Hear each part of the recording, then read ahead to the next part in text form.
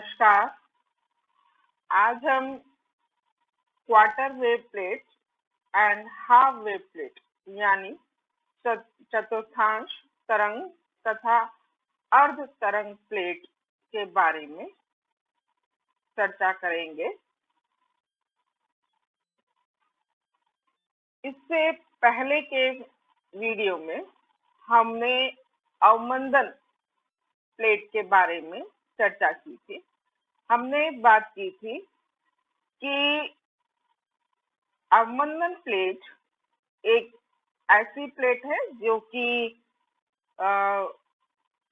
Double refracting crystal यानी द्वि अपवर्तक क्रिस्टल से इस प्रकार काट के निकाली जाती है कि जो उसका अपवर्तक पृष्ठ है वो ऑप्टिक एक्सिस यानी प्रकाशिक अक्ष के समानांतर होता है। तो जब ऐसी प्लेट पर ध्रुवित प्रकाश आपतित किया जाता है, इंसिडेंट किया जाता है, अपवर्तक पृष्ठ के लंबवत इंसिडेंट करना है। तो जब लंबवत इंसिडेंट किया जाता है तो वह साधारण और असाधारण किरण में विभाजित होता है, लेकिन दोनों किरणें पृथक नहीं होती हैं, जैसा कि चित्र में दिखाया गया है। ये साधारण किरण और असाधारण किरण है। दोनों के जो विद्युत सदिश है एक दूसरे के लंबवत है। दोनों एक ही दिशा में आगे की ओर बढ़ रही हैं, लेकिन दोनों की जो वेग है उसमें अंतर होता है। ऋणात्मक क्रिस्टल जैसे कि कैल्साइट क्रिस्टल है, उसमें असाधारण किरण का वेग साधारण किरण के वेग के तुलना में ज्यादा होता है। इस कारण से जब ये प्लेट से बाहर निकलती हैं तो दोनों किरणों के मध्य एक फेज डिफरेंस यानी कलांतर उत्पन्न हो जाता है। यदि धनात्मक क्रिस्टल लेंगे तो उसमें जो साधारण किरण है उसका वेग ज्यादा होगा और असाधारण किरण का वेग कम होगा। इस कारण से उसमें भी जब ये किरणें बाहर निकलेंगी तो उनमें दोनों में एक कलांतर उत्पन्न हो जाता है। बाहर निकलने पर यदि हम कैल्साइट क्रिस्टल ले रहे हैं तो असाधारण किरण जब तक साधारण किरण बाहर निकलेगी उससे पहले असाधारण किरण आगे का पथ चल चुकी होगी। यदि असाधारण किरण निर्वात में λ/4 का पथ चल चुकी हो तब साधारण किरण बाहर निकलती है। तो ऐसी प्लेट को चतुर्थांश तरंग प्लेट यानी क्वार्टर वेव प्लेट कहते हैं। अर्थात ऐसी प्लेट है क्वार्टर वेव प्लेट यानी चतुर्थांश तरंग प्लेट ऐसी प्लेट है जिसमें कि से बाहर निकलने पर साधारण और असाधारण किरणों के मध्य π/2 का कलांतर यानी फेज डिफरेंस इंट्रोड्यूस हो जाता है। और पथांतर दूरी के बारे में बात करें तो λ/4 का पथांतर उत्पन्न हो जाता है।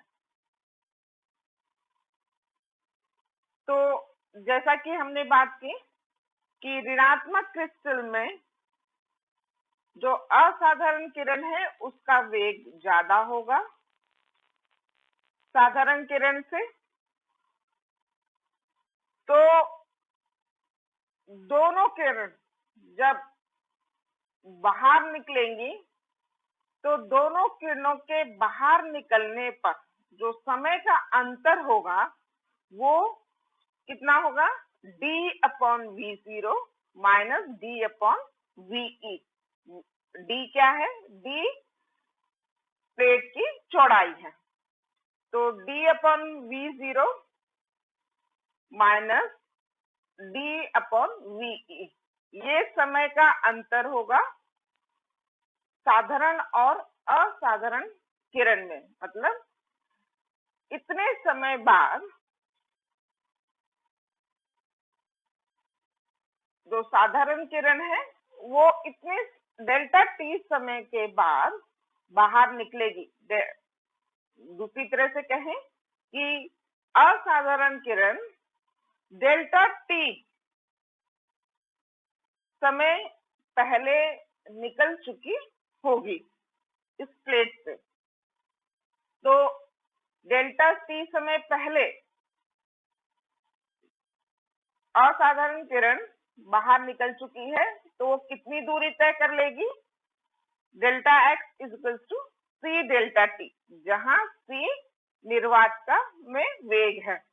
तो डेल्टा टी समय में असाधारण किरण सी डेल्टा टी दूरी तय कर लेगी। तो डेल्टा टी का मान यहाँ पर रखा है d/v0 माइनस d/ve, और हम जानते हैं c/v0 रिफ्रैक्टिव इंडेक्स होता है। तो ये रिफ्रैक्टिव इंडेक्स रखा है d μ0 माइनस μe। तो इतनी दूरी असाधारण किरण निर्वात में चल जाएगी, तब साधारण किरण इस प्लेट से बाहर निकलेगी। और हमने जैसा कि बात की क्वार्टर वेव प्लेट में यानी चतुर्थांश तरंग प्लेट में ये दूरी λ/4 के बराबर होती है। तो d μ0 minus μe is equals to λ/4। तो d इज इक्वल्स टू क्या होगा, λ/4 μ0 माइनस μe। तो चतुर्थांश जो तरंग प्लेट है यानी क्वार्टर वेव प्लेट है उसकी मोटाई कितनी होती है, d is equals to λ/4 upon μ0 minus μe। ये λ/4 हमने बात की है। इन जनरल यदि बात करें तो ये n प्लस माइनस λ/4 यदि लें तब भी वही स्थिति होगी। तो इन जनरल जो आप मोटाई ले सकते हैं d equals to n plus minus λ/4 upon μ0 minus μe होगा, जहाँ n जो है n जीरो से लेके कोई अनंत तक कोई भी इंटीजर नंबर हो सकता है। तो जो सबसे कम मोटाई की जो क्वार्टर वेव प्लेट होगी वो n इक्वल टू 0 रखने पर मिलेगी। तो उसका मान हो जाएगा λ/4 अपॉन μ0 माइनस μe। तो हमने पहले भी बात की थी क्वार्टर वेव प्लेट का प्रयोग वृत्तीय ध्रुवित प्रकाश, दीर्घवृत्तीय ध्रुवित प्रकाश प्राप्त करने के लिए एनालाइजर के रूप में भी किया जाता है। वृत्तीय ध्रुवित प्रकाश कैसे प्राप्त किया जा सकता है, इससे कि ये जो जैसे ये प्लेन पोलराइज्ड लाइट जो ध्रुवित प्रकाश, समतल ध्रुवित प्रकाश जो आपतित हुआ है, यदि इसके जो विद्युत सदिश है वो प्रकाशित अक्ष, ये प्रकाशित अक्ष है, उससे 45 डिग्री पर अगर झुके हुए होंगे, 45 डिग्री का कोण बना रहे होंगे, तो ये जब प्रकाश बाहर निकलेगा तो आपको वृत्तीय ध्रुवित प्रकाश प्राप्त होगा। ऐसा क्यों है, हमने आपसे पहले भी बात की थी कि वृत्तीय ध्रुवित प्रकाश किस तरह से प्राप्त होता है? यदि दो समतल ध्रुवित प्रकाश जिनके विद्युत सदिश एक दूसरे से 90 डिग्री पर हैं, कंपन 90 डिग्री पर कंपन कर रहे हैं, यदि ऐसे ध्रुवित प्रकाश को, दोनों ध्रुवित प्रकाश को एक दूसरे के ऊपर सुपरइम्पोज करें, तो जो परिणामी प्रकाश प्राप्त होगा वो वृत्तीय ध्रुवित प्रकाश होगा। उस स्थिति में जबकि जो दोनों के वेक्टर्स का जो एम्पलीट्यूड है, आयाम है, वो समान हो, तो और दीर्घवृत्तीय ध्रुवित प्रकाश प्राप्त होगा यदि दोनों जो समतल ध्रुवित प्रकाश हैं उनके वो 90 डिग्री पर तो हो, लेकिन उनके यदि जो विद्युत सदिश हैं उसका आयाम यदि बराबर नहीं है, तब ओवरलैपिंग होता है। तो परिणामी जो आपको प्रकाश प्राप्त होगा वो दीर्घवृत्तीय ध्रुवित प्रकाश होगा। तो यहाँ पर आप देख रहे हैं कि जो साधारण और असाधारण जो किरणें हैं, दोनों के जो विद्युत सदिश हैं एक दूसरे के लंबवत हैं, और दोनों के बीच दोनों लंबवत हैं, और दोनों एक दूसरे पर जब सुपरइम्पोज होंगे तो इनके आपको दीर्घवृत्तीय प्रकाश प्राप्त होगा। यदि जो प्लेन पोलराइज्ड लाइट है, जो समतल ध्रुवित प्रकाश जो इंसिडेंट हो रहा है, वो 90 डिग्री पर 45 डिग्री का कोण बना रहा हो ऑप्टिक एक्सिस से, अदरवाइज आपको दीर्घवृत्तीय ध्रुवित प्रकाश प्राप्त होगा।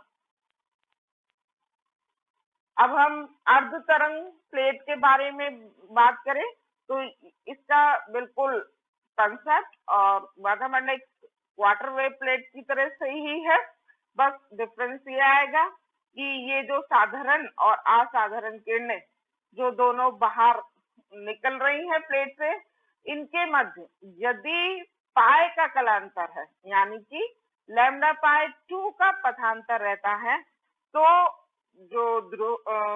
जो ये प्लेट है वो हाफ वेव प्लेट यानी अर्ध तरंग प्लेट कहलाती है। तो ये जो मैथमेटिक्स होगा उसमें वो बिल्कुल सेम होगा, जो डिफरेंस आएगा वो बस कहाँ पर आएगा कि जो आप दोनों के द्वारा चला गया दूरी में जो अंतर है वो लैम्डा बाय 2 होनी चाहिए। तो d mu 0 minus mu e will be equal to lambda by 2। तो डी हो जाएगा lambda by 2 upon mu 0 minus mu e. तो ये आपका हाफ वेव प्लेट है या अर्ध तरंग प्लेट कहलाती है। धन्यवाद।